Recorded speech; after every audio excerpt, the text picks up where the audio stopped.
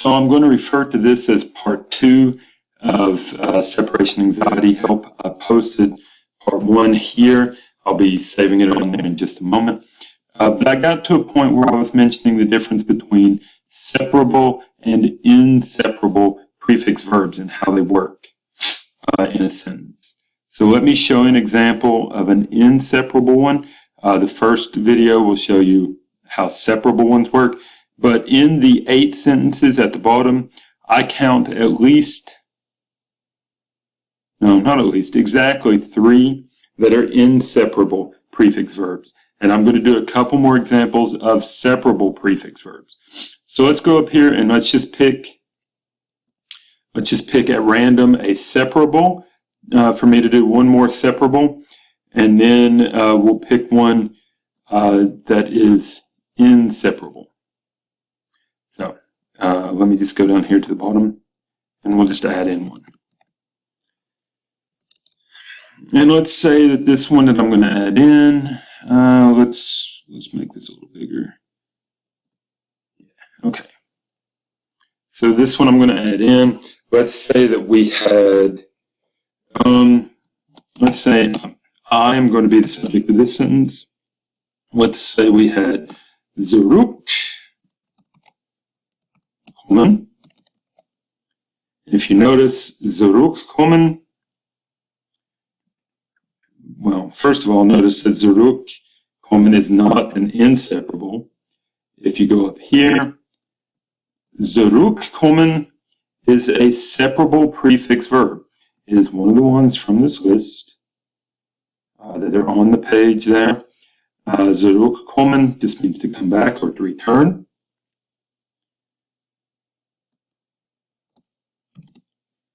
And let's say that we are coming back to the house. Zurückkommen and nach Hause. So if these were your 3 pieces of that sentence, when you went to write your sentence, let's make this a different color. Let's make it some fun. Let's go green. Does that show up? And let's underline it. Green might not show up. Let's make it a darker green. There we go. Let's go like a forest green. So, ich is going to be your subject. That's going to be the thing that starts it. Remember, when you have a separable prefix verb, you're going to pull the prefix off of that. Look at your list up above your exercise for where the prefix stops. When you look at zurückkommen, it stops at zurück, so that's what you're going to pull off. And then you're just going to use the verb kommen just like you would if it were not a separable prefix. So, kommen becomes komma for ich. You've got to conjugate it for ich, so komma. Then you just throw in your nach Hause part. That part doesn't change. So we took off zurück, so we have ich, komma, nach Hause. And this would just say I'm coming to the house or I'm coming home. But we want to say I'm coming back home or I'm returning home. So we have to make sure and pick up your separated prefix. So separable prefix verbs, pull the prefix off, then treat the verb just like you would if it were any other verb. Conjugate it to fit with the prefix or with the subject. Conjugate it to fit with the subject, in this case, ich, and then put your prefix at the end. Another example of a separable prefix sentence. Let's scroll back up here and pick us out a good one. So back up here we have separable prefix verbs.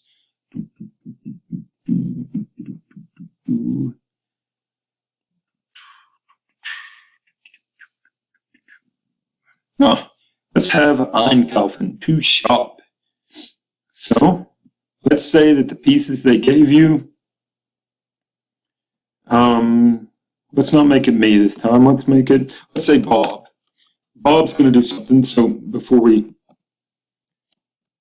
Bob is going to be our subject this time. Let's say that they gave us einkaufen as a separable prefix verb. And then let's say we had in the city. Actually, that would be dative, so we need in der Stadt. So I'm shopping in the city is what we want this sentence to eventually say. So when we go to use it, as I just told you, Bob is going to be our subject. Einkaufen is a separable prefix verb. So let's look at what part of it we should pull off.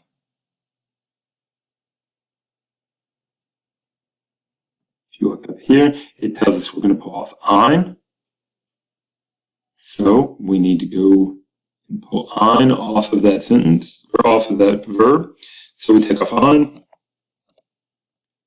Now, when you conjugate kaufen to go with Bob, treat Bob like he, she, or it. So there's the S ending for a verb, kauft. Then they're in the city part, doesn't change. And then we have ein at the end. Because if you just had kaufen, if you forgot your prefix here at the end, you'd say Bob buys in the city. It's not exactly what we want. It's not too far off, but it's not what we want. So we want it to be Bob shops in the city, so Bob kauft in der Stadt, ein. Make sure you get your prefix at the end. Now, if you have an example, if you go back up through there and the verb you got, so if the verb in one of those 8 is an inseparable prefix. So let's say that we're going to have zerbrechen. Zerbrechen is inseparable. Notice that you have inseparable prefixes. That's those last few. We have zerbrechen, for to break into pieces. So let's say, in this case, let's have, I don't know how that comes to mind. Let's say we have Sheila as their subject. Underline, so Sheila. And our verb, as I said, zerbrechen. No, should Sheila be spelled E-I? Oh, it should be E-I. Well, there we go. And, sorry, I can spell German. I can't spell English. Sheila zerbrechen. And let's say that I had a bad experience and Sheila broke my heart. All right? When you go to do that one,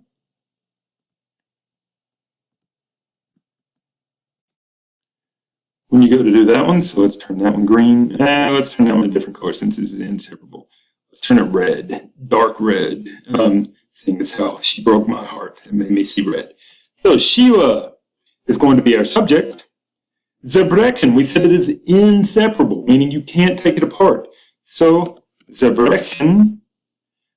Now, Sheila, just like Bob, works like he, she, or it when you go to conjugate it. So make sure it ends with a T.